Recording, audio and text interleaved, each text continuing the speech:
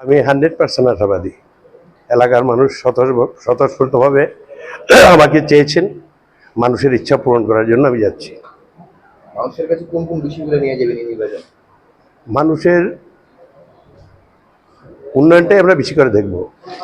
বিশেষ করে গ্রামীণ এলাকার মানুষ, তাদের দীর্ঘদিনের বঞ্চনা। আমরা 6 বছর হয়েছি রাজ্যে সরকার এসেছি, কিন্তু তার আগের সরকার যেভাবে মানুষের উপর বঞ্চনা করেছে, রাস্তাঘাট, পানীয় জল থেকে শুরু করে এই সমস্ত সমস্যা দূর করার জন্য আমরা চেষ্টা করব।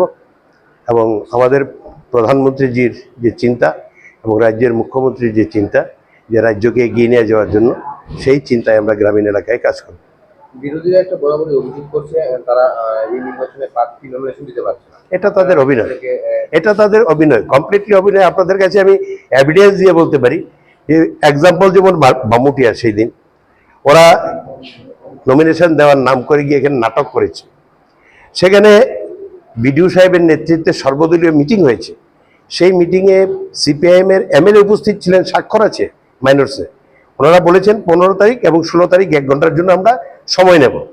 ওনাদেরকে দেওয়া হয়েছে, আমরা কেউ এখানে আসেনি।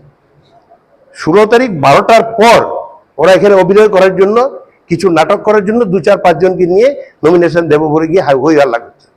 আমাদের হাজার হাজার লোক স্বাভাবিকভাবেই ওই একটা গাড়ি, আমাদের যে ক্যান্ডিডেট হওয়ার জন্য যারা গিয়েছিলেন গাড়ি নিয়ে, আমাদের 3 জন মহিলাকে ইনজুর্ড করেছে। তো এই নিয়ে এলাকার মানুষ ক্ষুব্ধ হয়ে গেছে। আমরা কি করব? এগুলি নাটক করে তারপর আমাদের তরফ থেকে ওনাকে হাত জোর করে অনুরোধ করা হয়েছে, আসুন নমিনেশন দিন। ক্যান্ডিডেট যদি আপনারা না পান, সেটা তো আমরা দিতে পারবো না।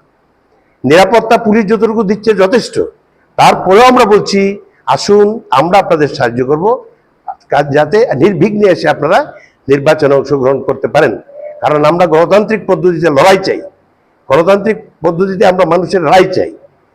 ওরা ক্যান্ডিডেট খুঁজে পায় না, সিপিআইএম কংগ্রেসের হয়ে কেউ লড়তে চায় না। তা আমরা এই ব্যাপারে কি সাহায্য করতে পারি বলুন? Thank you.